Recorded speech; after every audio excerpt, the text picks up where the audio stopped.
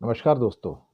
दोस्तों, information technology का act जब आया था, जिसमें कि digital media ethics code rules 2021 में संशोधन किया और कहा कि केंद्र सरकार को अधिकार होगा कि एक फैक्ट चेक यूनिट बनाया जाए और वो केंद्र सरकार के कामकाज से जुड़ी खबरों को फर्जी, गलत या भ्रामक तरीके से अगर कोई प्रस्तुत करता है, तो उसके खिलाफ कानूनी कार्रवाई की जा सकती है।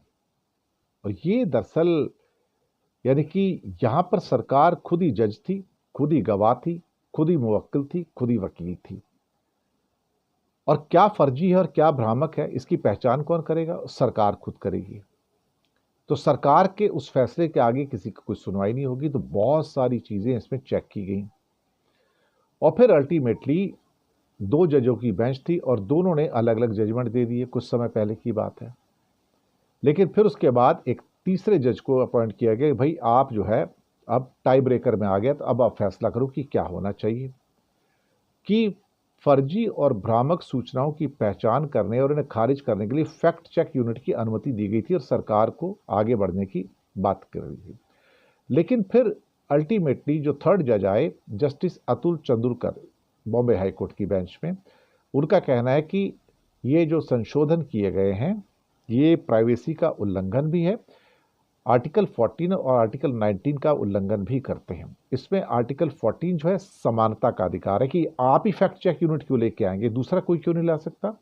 और आर्टिकल 19 जो है वो भाषण और अभिव्यक्ति की आज़ादी है। और इसके अलावा 19(1)(g वो किसी भी प्रोफेशन की आज़ादी और अधिकार उसका उल्लंघन करते हैं। और ये कहना कि फर्जी, झूठा, भ्रामक, इन शब्दों को अभी तक डिफाइन नहीं किया गया है, तो आप किसी भी चीज को फर्जी, झूठा और भ्रामक बता सकते हैं। तो ये इस मामले में आर्टिकल 21 का भी उल्लंघन करते हैं आईटी एक्ट के अंदर। तो इस हिसाब से ये पूरा का पूरा जो केंद्र सरकार के द्वारा फैक्ट चेक यूनिट का पूरा जो मसला था, उसको रिजेक्ट कर दिया गया, निरस्त कर दिया गया। ये याचिका दरअसल stand up comedian Kunal Kamra ने और उनकी याचिकाओं के अंदर थी कि सरकार द्वारा किए गए संशोधन जो है आईटी नियम के अंतर्गत धारा 79 जो है अल्ट्रा वायरस से उससे परे थे और संविधान के समानता के अधिकार का या किसी भी पेशे को अपनाने को, किसी व्यवसाय व्यापार को अपनाने की जो आज़ादी है उसका उल्लंघन करते हैं। बॉम्बे हाई कोर्ट ने जनवरी के अंदर जस्टिस पटेल ने माना था कि फैक्ट चेक यूनिट ऑनलाइन और प्रिंट कंटेंट के बीच अलग अलग व्यवहार के कारण मौलिक अधिकारों का सीधे तौर पर उल्लंघन करती है। दूसरी ओर जस्टिस गोखले जो थे वो कहते थे कि ये असंवैधानिक नहीं है और ये उल्लंघन नहीं करते हैं। लेकिन तो तीसरे जज की फिर बाद में जरूरत पड़ी, तो सुप्रीम कोर्ट ने इसके नोटिफिकेशन पर रोक लगाई हुई थी।